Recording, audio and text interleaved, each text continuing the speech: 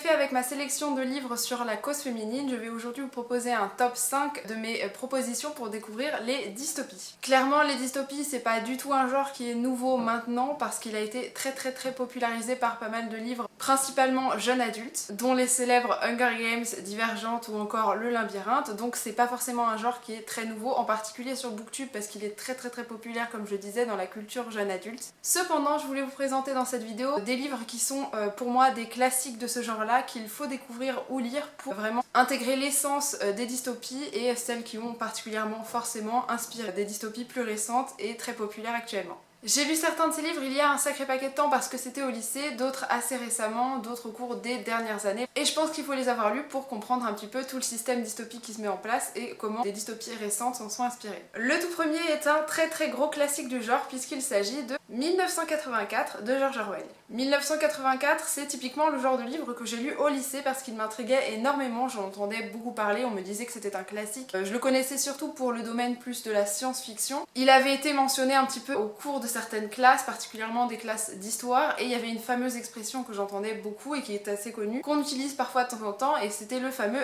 Big Brother te regarde. Expression qui a d'ailleurs été reprise dans une émission de télé-réalité anglaise puisqu'il s'agit de Big Brother, un petit peu l'équivalent de notre Loft ou Secret Story, parce que les candidats sont observés par quelqu'un qui les juge et qui va décider de leur avenir. Dans 1984, on se retrouve dans une société qui a été bouleversée, donc en fait il y a eu une espèce de guerre entre l'Est et l'Ouest. Nous on se retrouve 30 ans après cette fameuse guerre, il y a eu des attaques nucléaires en fait sur le territoire, et nous on se retrouve à Londres, un Londres de 1984 qui est complètement changé, complètement bouleversé par rapport à celui qu'on connaît. Suite à cette fameuse guerre, il y a plusieurs zones mondiales. Vous avez une partie qui regroupe un petit peu l'Europe et l'ex-URSS, une partie qui regroupe un petit peu l'Asie, le Japon avec l'Océanie, une partie qui est plutôt les États-Unis et le reste du monde qui est considéré un petit peu différemment, tout ce qui est Afrique et Moyen-Orient. On a deux très grosses puissances finalement mondiales, donc qui sont organisées selon ces 4 zones que je vous ai décrites. 4 zones, en tout cas pour les 3 principales, qui sont sous des régimes complètement totalitaires. C'est-à-dire que les personnes qui vivent dans cette fameuse société, et là je m'intéresserai particulièrement aux Londoniens de 1984, vivent dans une société où ils sont observés du début à la fin et ils n'ont aucune liberté d'expression et libre arbitre en fait sur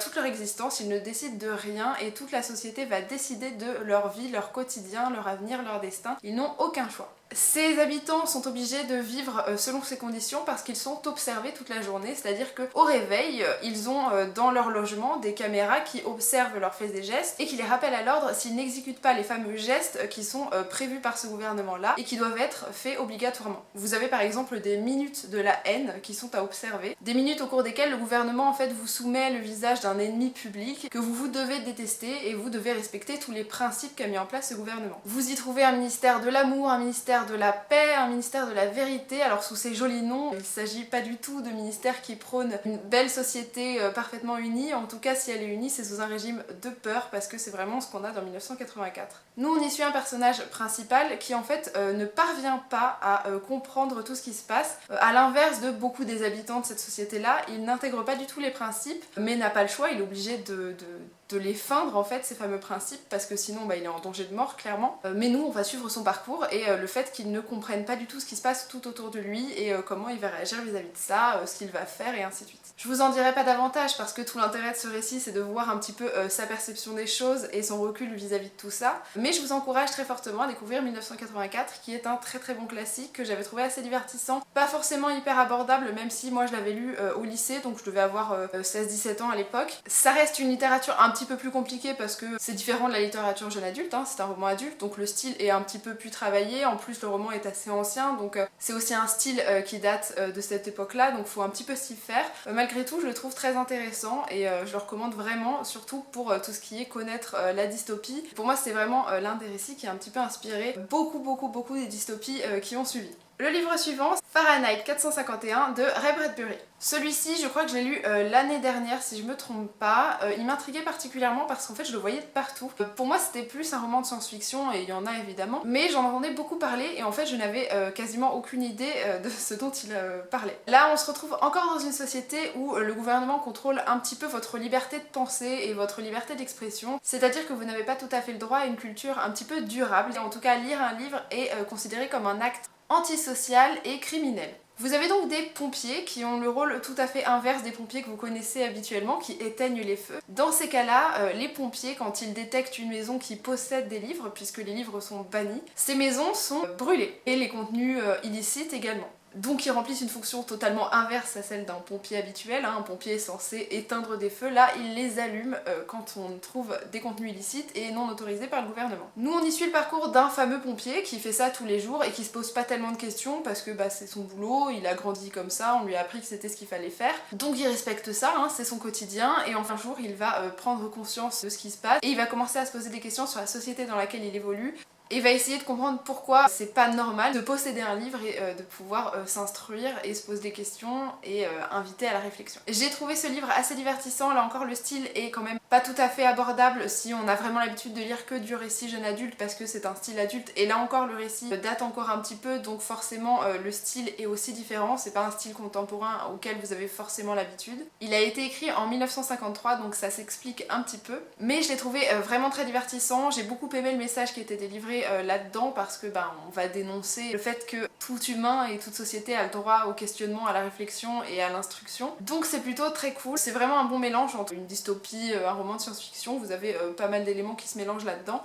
Et je trouve que c'est pas sans rappeler les fameux autodafés de la Seconde Guerre mondiale où on brûlait des livres qui étaient considérés comme illicites parce qu'ils ne dénonçaient pas les idées qui étaient favorisées par le gouvernement nazi. Donc je trouve plutôt pas mal, et je pense que c'est censé, par rapport à la période où il a été écrit, de dénoncer un petit peu ça en reprenant ces fameux principes d'autodafé qui avaient lieu à l'époque. Donc là encore c'est une lecture que je recommande pour connaître un petit peu la dystopie sous un œil différent, pas forcément jeune adulte parce qu'il y en a à foison dans ce genre littéraire là. C'est un bon exemple, je le recommande. Comme 1984, je pense que c'est un classique qu'il faut lire. Cette fois-ci on va passer à un classique dont j'ai déjà parlé, qui est assez connu, qui a été écrit un peu plus récemment mais il date aussi, je crois que c'était dans les années 90. Cette fois-ci il correspond plus à un public jeune adulte, quoique pour moi à mon sens je pense qu'il correspond aussi très bien à un public adulte, en tout cas moi je l'ai lu en tant qu'adulte et je l'ai parfaitement apprécié. Il s'agit de Le Passeur par Lois Lowry. J'ai déjà abordé ce livre plusieurs fois, mais je vais toujours faire un petit résumé pour les personnes qui ne l'auraient jamais lu, qui ne m'auraient jamais vu, donc on ne se connaît pas, vous ne connaissez pas forcément le livre. Ici, là encore, on est dans une société bien reformatée, hein, c'est un petit peu le principe de la dystopie, avec un univers très codifié, avec des règles souvent respectées. Ici, on se retrouve un petit peu dans un monde totalement utopique, c'est-à-dire que les gens vivent en parfaite harmonie, il n'y a pas de problème de pauvreté, pas de problème d'injustice, pas de problème d'insécurité, tout le monde vit bien en parfaite harmonie, mais leur environnement est aussi très codifié, un petit peu comme dans 1984, sauf que vous n'avez pas cette fameuse menace de mort si jamais vous ne respectez pas les règles établies. Tout le monde s'en accommode parfaitement, c'est quelque chose qui paraît tout à fait normal et personne ne se questionne sur le sujet. Il n'y a pas de peur qui est instaurée un petit peu autour de ça. Là où c'est extrêmement dystopique, hein, donc c'est forcément très codifié, et par exemple chaque âge de la vie correspond à une étape particulière chez les enfants, chez les adultes. Vous allez acquérir certaines responsabilités, vous allez avoir accès par exemple à un emploi, à des stages, bref, tout est très codifié, et nous on y suit le parcours de Jonas qui a 11 ans au tout début du récit et qui va avoir l'honneur en fait de participer à la fameuse cérémonie des 12 ans. Cette fameuse cérémonie des 12 ans en fait vous permet de vous placer en fait dans un emploi, votre futur emploi. Le gouvernement qui existe dans ces communautés, parce qu'on parle de communauté, va décider pour vous en fait quel est l'emploi qui vous correspondra le plus en fait en vous ayant observé au fur de votre enfance et des stages que vous pouvez réaliser jusqu'à vos 12 ans. Ils vont vous dire si vous êtes très bien pour être par exemple sage-femme, si vous êtes là pour cultiver la terre, si vous êtes là pour instruire, éduquer les gens. Et Jonas, il va avoir un rôle très particulier parce qu'il va être nommé comme passeur. C'est un job en fait qui est donné très peu souvent, c'est assez exceptionnel, c'est presque honorifique dans cette société-là. Jonas, son travail,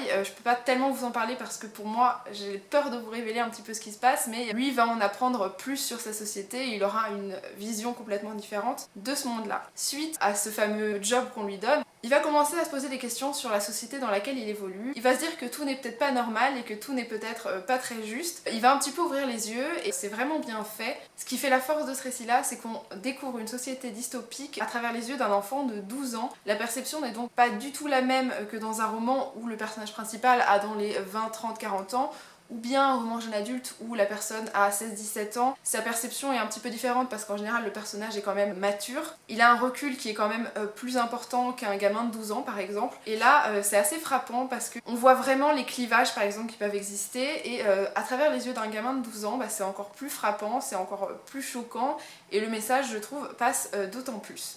Du coup c'est vraiment une lecture que j'ai appréciée, ça se lit très facilement d'ailleurs, le style est hyper abordable, c'est très fluide. Donc qu'il s'agisse eh bien d'une personne habituée à la lecture jeune adulte, c'est parfait. Une personne habituée à la lecture adulte, ça passe très bien aussi, franchement ça se lit très rapidement, très bien, c'est très clair. J'ai beaucoup aimé ce récit là et pour moi ça fait aussi partie quand même des classiques du genre dystopique, je pense qu'il faut le lire.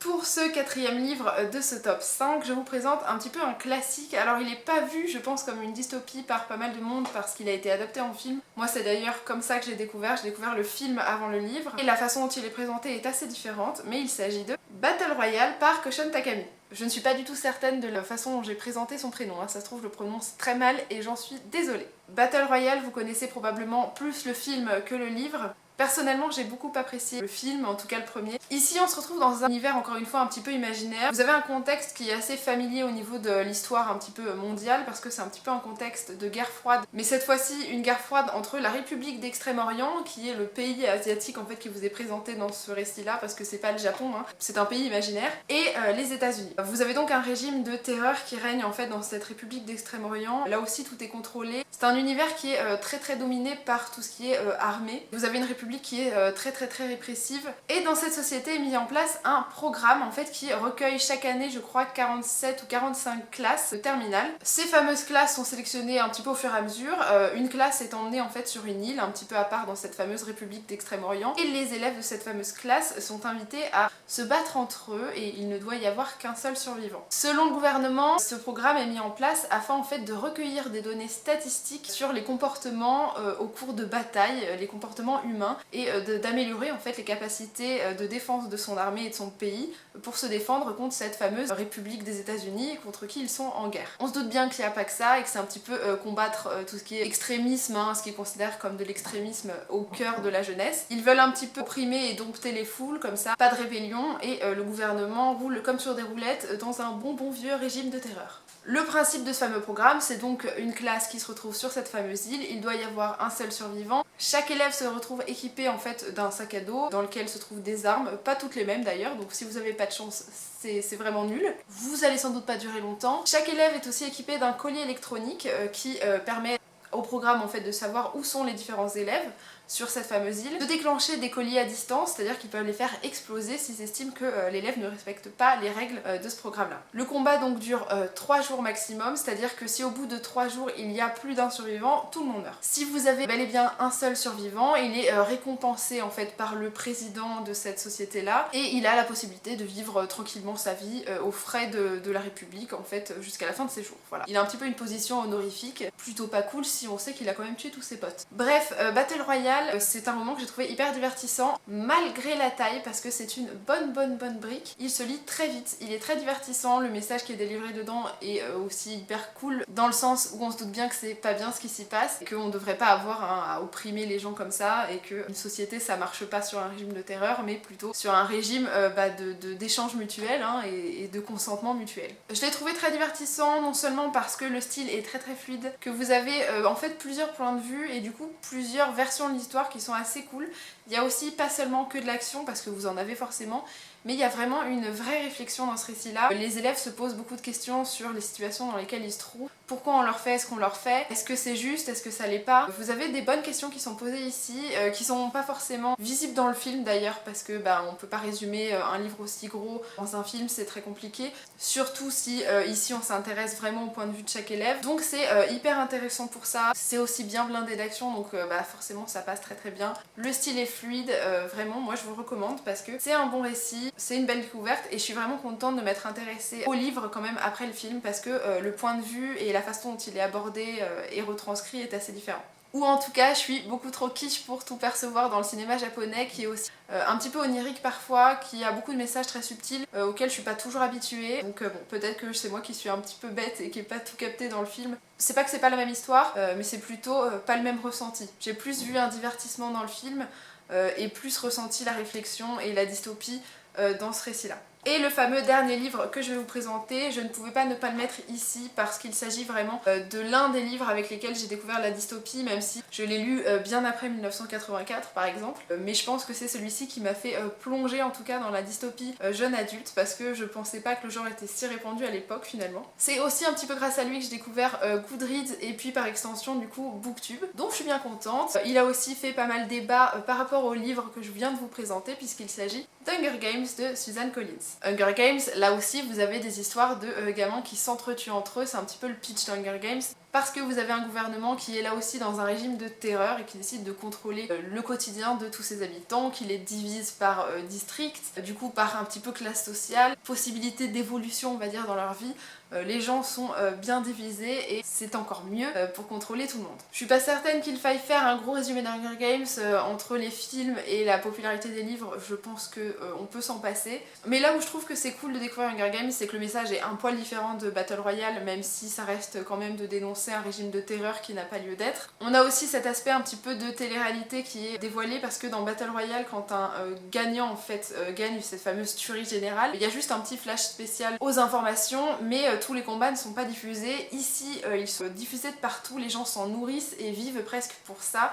Et c'est encore plus malsain, parce que non seulement on laisse des gamins s'entretuer entre eux, qui sont d'ailleurs beaucoup plus jeunes que dans Battle Royale, le système est encore plus injuste, et en plus les gens se nourrissent vraiment du sang et de la misère, et c'est vraiment terrible pour le coup. Donc on a vraiment deux choses qui sont dénoncées, ce fameux régime de terreur, et en plus cet entretien là, cet appât du sang via la télé, via la télé-réalité, parce que c'est un petit peu une télé-réalité macabre Hunger Games. Donc je trouve plutôt cool de dénoncer ces deux fameux sujets, puisque la télé-réalité, bon c'est pas du tout le même domaine chez nous actuellement, hein, faut pas déconner. Mais c'est pas toujours bon je pense pour l'état général ou la mentalité si on se fie à ça comme une vérité générale. Là bien sûr c'est vraiment pire, mais je trouve ça cool d'en parler comme ça. Donc Hunger Games, je ne peux pas ne pas le présenter dans ce top, non seulement parce que c'est de la littérature jeune adulte, ça peut pousser des lecteurs à découvrir d'autres livres et d'autres genres, donc c'est très cool. Évidemment je ne peux que recommander Hunger Games, qui en plus nous présente une héroïne féminine qui est assez badass, qui a un bon caractère, qui sait ce qu'elle veut, qui est un petit peu parfois antipathique je trouve, mais qui est plutôt très chouette. Et c'est tout pour ce fameux top 5 pour vous présenter ce qu'étaient les dystopies que je vous recommandais, en tout cas pour découvrir ce fameux genre dystopique. Bien sûr certains des livres que j'ai présentés sont très connus, il y a beaucoup de classiques finalement. Maintenant je n'entends pas toujours parler sur la sphère Booktube parce qu'on parle beaucoup de romans jeunes adultes. Moi c'est aussi comme ça que j'ai découvert, en tout cas que j'ai redécouvert le genre jeune adulte grâce à Booktube, et j'en suis ravie. C'est pour ça que je suis là d'ailleurs. Mais je trouvais important d'aborder ces fameux classiques de la littérature dystopique dont on parle pas toujours, qui sont pas les plus visibles, et je pense qu'ils mériterait d'être beaucoup plus connu et en tout cas d'être lu. En attendant, je vous remercie pour votre écoute, je vous dis à très bientôt et je vous fais d'énormes bisous. Salut!